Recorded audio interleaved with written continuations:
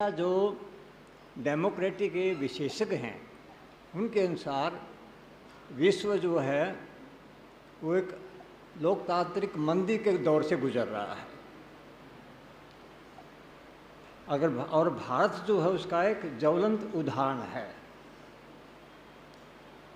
विपक्ष को परेशान किया जा रहा है, चुनी हुई सरकारें गिराई जा रही हैं, और जब विपक्ष नहीं है तो फिर डेमोक्रेसी कोई मायने नहीं रह जाते हैं। मैडम ने बहुत स्पष्ट शब्दों में बताया, मीडिया जो है वो डरा धमका जा रहा है, उस एक प्रकार से कॉरपोरेट और सरकार के चंगुल में है। जो अल्पसंख्यक हैं उनको निशाना बना जा रहा है, बुलडोजर से उनके घर गिराए जा रहे हैं, मॉब लिंचिंग हो रही है, और राजद्रोह के और यूएपीए के मुकदमे दर्ज करके उनकी जो सिविल लिबर्टीज़ हैं उनका हनन हो रहा है। तो अगर हम ऐसे देखें हिंदुस्तान की जो पोजीशन है डेमोक्रेसी की, अगर विश्व में मंदी है तो यहाँ महामंदी के दौर से गुजर रहे हैं।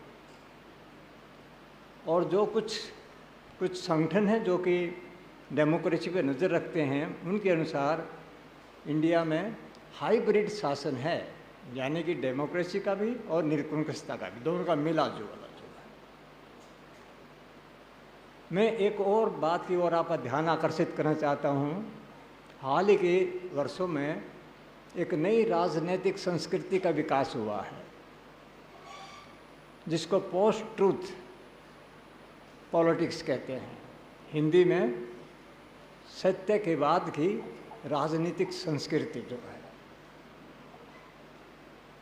इस संस्कृति के तहत झूठ का और भावनाओं का वोट बटोरने के लिए धड़ल्ले से इस्तेमाल किया जाता है। एक सोची समझी रणनीति के तहत सत्य को निशाना बनाया जाता है, उसको इररेलेवेंट कर दिया जाता है, अप्रासंगिक कर दिया जाता है। हर कोई तथ्यों की व्याख्या अपनी सुविधा के अनुसार करने लग जाता है। सत्य अपनी विशेषता खो बैठता है, अनूठा नहीं रह जाता, तेरा सत्य अलग मेरा सत्य अलग, और इस प्रकार से सत्य को एक घेरे में एक विवादित विषय बना दिया जाता है। और हमारी एक राजनीतिक पार्टी ने तो इसे महारत हासिल कर ली है। तथ्यों की बाजीगरी करके राष्ट्रीय और धार्मिक भावना की चाशनी में पका करके और जुमलों में लपेट करके मीडिया के माध्यम से जनता तक पहुंचा दी जाती है, और जनता झांसे में आ जाती है। ये आखिरी पक्ष जो है ये हमारी डेमोक्रेसी के लिए बड़ा ही खतरनाक है, चिंता का विषय है। ये काम कर रहा है। पीछे एक अफवाह फैलाई गई कि भी मुस्लिमों की पॉपुलेशन हिंदुओं से ज़्यादा तेज़ी से बढ़ रही है, जबकि जो सेंसस के आंकड़े हैं वो इसकी पुष्टि नहीं करते हैं। लेकिन ये झूठ जीवित है, ये काम कर रहा है। इसके सारे वोट बटोरे जा रहे हैं कि भाई हिंदू तो जो खतरे में है, और एक दिन ऐसा आएगा कि यहाँ पे ये मुस्लिम राष्ट्र बन जाएगा। तो ये झूठ की राजनीति, ये जुमलेबाजों की राजनीति, ये सिद्धांत विहीन राजनीति, ये हमारी डेमोक्रेसी के लिए ही नहीं हमारे समाज को भी खोखला कर रही है। तो इसका मुकाबला हमने करना है। मैडम जी ने बताया मीडिया का बड़ा रोल है इसमें। तो यहाँ पे हमें जो सोशल मीडिया है उस पर ज़्यादा निर्भर रहना पड़ेगा। साथ में एक और मीडिया जो बहुत पुराना है वो है मौखिक कम्युनिकेशन, माउथ टू माउथ जो संवाद है उसका सहारा लेना पड़ेगा। ये सबसे ज़्यादा इफेक्टिव रहा है। तीसरी बात मैं एक और कहना चाहता हूँ, मैडम जी ने मीडिया और सरकार का रिलेशन बताया। मैं आपका एक और रिलेशन की तरफ ध्यान आकर्षित करना चाहता हूँ। वो है सरकार का और पूंजीपति का रिश्ता जो है, इसको क्रोनी कैपिटलिज्म कहते हैं। यानी सरकार और पूंजीपतियों के बीच जो साठ-गांठ का रिश्ता है, उसकी ओर मैं आपका ध्यान आकर्षित करना चाहता हूँ। देखिए, लिबरलाइजेशन के बाद जो हमारी वर्तमान व्यवस्था है वो डेमोक्रेटिक कैपिटलिज्म की है, लोकतांत्रिक पूंजीवाद। और लोकतांत्रिक पूंजीवाद के लिए ज़रूरी है कि जो पॉलिटिकल पार्टीज़ हैं उनमें कंपटीशन बना रहे और जो व्यापारी हैं उनमें भी कंपटीशन बना रहे। और इसके लिए एक आवश्यक शर्त ये है कि इन दोनों को सेपरेट रखा जाए, यानी कुछ कानूनी और नैतिक दीवार इनके बीच होनी चाहिए ताकि ये साठ-गांठ न कर सके। लेकिन आज अगर हम देखें कि सारी दीवारें ध्वस्त हो चुकी हैं। बल्कि 218 के बाद देखें, जब से ये इलेक्टोरल बॉन्ड्स आए हैं, एक बड़े सुव्यवस्थित तरीके से ये साठ-गांठ चल रही है। जो बड़े बड़े औद्योगिक घराने हैं, वो जो सत्तारूढ़ पार्टी है उसके इलेक्टोरल बॉन्ड खरीदते हैं, सरकार बदले में उनके अनुकूल नीतियां बनाती है, सस्ती बिजली, सस्ती ज़मीन, करों में रियायत देती है। और इसके अलावा बात यहीं ख़त्म नहीं हो जाती, विकास का एक और नया मॉडल सामने आ गया है, पब्लिक प्राइवेट पार्टिसिपेशन। इसके नाम पे पूरी धांधली हो रही है। सरकार जो है अपने मन चहेतों को टेंडर दे रही है और इस तरह से हमारा विकास हो रहा है।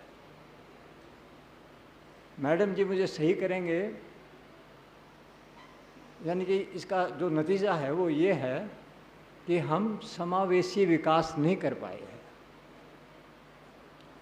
जो भारत के टॉप 5% हैं उनके पास हमारे देश की कुल संपदा का 50% है, जबकि निचले पायदान की जो आबादी है उसके पास मात्र 3% है। ये हमारे लोकतंत्र के लिए खतरे की घंटी है।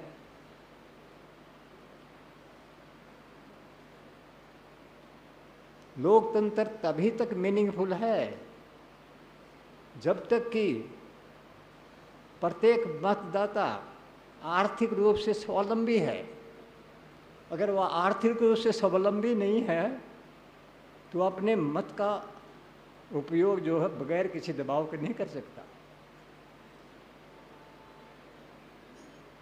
आज हमारी बहुत बड़ी जनसंख्या जो है राशन के सहारे जी रही है और उनको पता क्या कहा जा रहा है, अपमानित शब्द यूज किया जा रहा, लाभार्थी। और जबकि वो फूड सिक्योरिटी एक्ट के तहत राशन दे रहे हैं।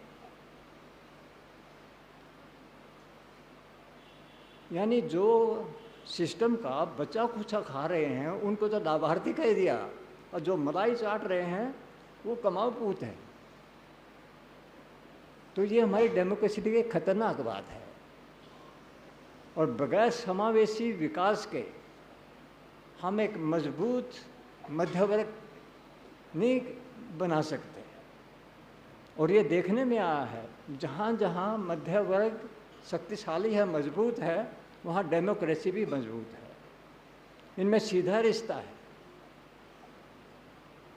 तो समावेशी विकास के लिए या मध्यवर्गी विकास के लिए हमारे समावेशी विकास होना जरूरी है। बल्कि जो समावेशी विकास है उसी के ऊपर सिविल सोसाइटी की ग्रोथ डिपेंड करती है।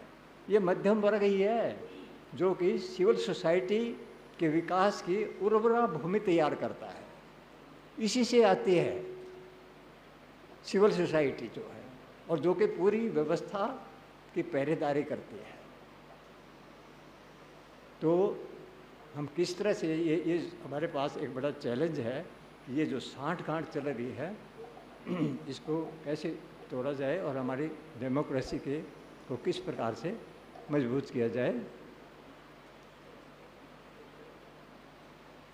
बाबा साहब कहते थे कि हमने लोकतंत्र, ये राजनीतिक लोकतंत्र दे दिया, आपको संविधान के अधिकार दे दिए हैं, लेकिन उनका लक्ष्य एक और था,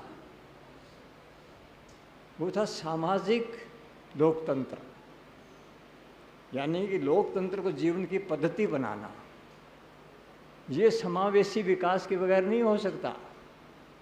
अगर समावेशी विकास नहीं होगा तो जो लोकतंत्र के मूल्य हैं, स्वतंत्रता, समानता, बंधुता, ये व्यवहार में नहीं ला जा सकते, वो समानता बन ही नहीं सकती वहाँ पे। तो ये केवल लोकतांत्रिक, ये राजनीतिक लोकतंत्र के लिए ही नहीं, जो सामाजिक लोकतंत्र की लक्ष्य है हमारा, उसमें भी बड़ी बाधा है। ये मैं कुछ दो बातें आपसे शेयर करना चाहता था। धन्यवाद।